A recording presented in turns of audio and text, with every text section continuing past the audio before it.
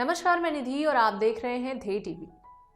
भारत ने पाकिस्तान को सिंधु जल समझौते के लिए 25 जनवरी को एक नोटिस जारी किया है, जिसमें कहा गया है कि भारत पूरी जिम्मेदारी और भागीदारी के साथ सिंधु जल समझौते का पालन कर रहा है, लेकिन पाकिस्तान की हरकतों से सिंधु जल समझौते के प्रावधानों पर प्रतिकूल असर पड़ रहा है, जिसके चलते पाकिस्तान को सिंधु जल संधि में संशोधन के लिए नोटिस भेजना भारत की मजबूरी है।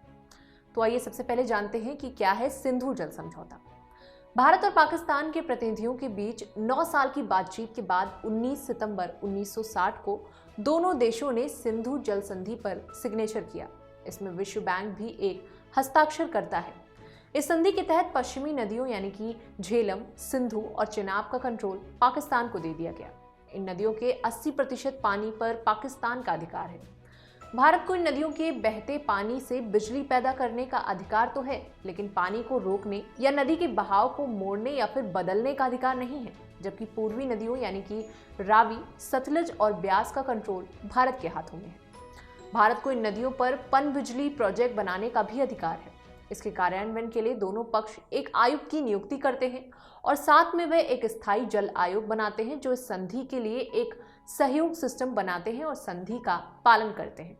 संधि के तहत स्थायी सिंधु आयोग की बैठकें वैकल्पिक रूप से एक बार भारत में और एक बार पाकिस्तान में आयोजित की जाती हैं। इन बैठकों में सरकारों के प्रतिनिधियों के साथ साथ इंजीनियर और तकनीकी विशेषज्ञ भी भाग लेते हैं, जिसमें बाढ़ डेटा, परियोजना विवरण, जल प्रवाह और वर्षा की स्थिति जैसे महत्वपूर्ण विषयों पर चर्चा की जाती है।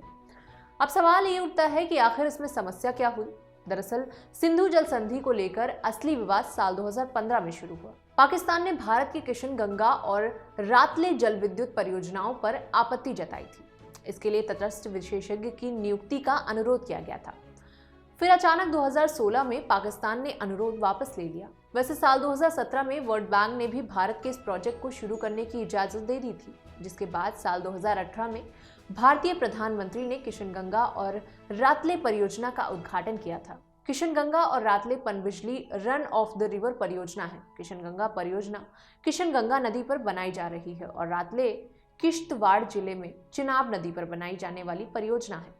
किशन गंगा झेलम नदी की सहायक नदी है। Run of the river project में बिजली के लिए पानी स्टोर नहीं करना पड़ता, बल्कि इसमें टरबाइनों को चलाने के लिए ऊंचाई से आने वाले पानी के नेचुरल फ्लो को यूज किया जाता है, जिसके चलते ये योजना सिंधु जल संधि का उल्लंघन इसलिए नहीं करती क्योंकि इसमें जल भंडारण शामिल नहीं। पाकिस्तान का तर्क है कि परियोजनाओं को गलत तरीके से डिजाइन किया गया है, जिसके चलते पाकिस्तान में प्रवेश करने वाली नदी का प्रवाह प्रभावित होता है। शांतिपूर्ण तरीके से आगे बढ़ने के भारत के बार बार प्रयास करने के बावजूद पाकिस्तान ने 2017 से 2022 तक स्थायी सिंधु आयोग की 5 बैठकों के दौरान किशन गंगा और रातले जैसे प्रमुख मुद्दों पर चर्चा करने से इनकार कर दिया। साथ ही साल 2016 में पाकिस्तान इन आपत्तियों को एक तरफा तौर पर मध्यस्थता अदालत में ले जाने का प्रस्ताव किया।